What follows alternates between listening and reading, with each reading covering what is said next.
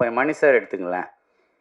மணி sir படம் எல்லா படத்தையும் பார்த்தா அது நல்லா இருக்கோ நல்லா இல்லையோ, அவரை பிடிச்சிருக்கிறதுனால அந்த படம் நல்லா எது பண்ணியிருந்தாலும் அது நல்லா இருக்கிற மாதிரி தான் நமக்கு நமக்கு பிடிச்சவங்களுக்கு நமக்கு அப்படி தோணும்.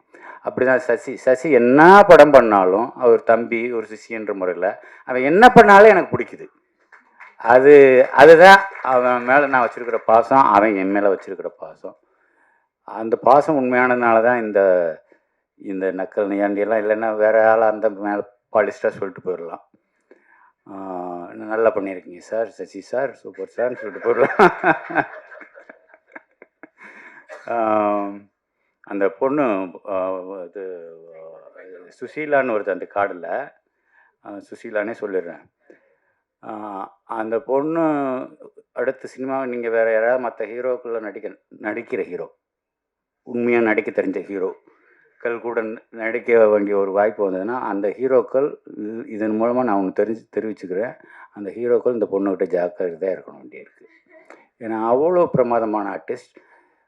ஒரு கன்னட படம் பார்த்தேன், சும்மா ஒரு செலெக்ஷனுக்காக பார்க்குறம்போது ஒரே ஒரு சீன் தான் பார்த்தேன். அதில் கிட்டத்தட்ட ஒரு 4 நிமிஷம் ஓடுது அந்த ஒரே காட்சி, ஒரே ஷாட். அந்த ஒரே ஷாட்டில் அவ்வளோ ஆக்ரோஷமான நடிப்பு. குட்டி உண்டியாக இருந்துட்டு இவ்வளோ தூரம் இவ்வளோ ஆக்ரோஷமாக நடிக்கிறாள் யார் இந்த பொண்ணு அப்படின்னு சொல்லி ரொம்ப ஒத்து கவனிக்க வேண்டிய அளவுக்கு அவளோட பெர்ஃபார்மன்ஸ் இருந்தது.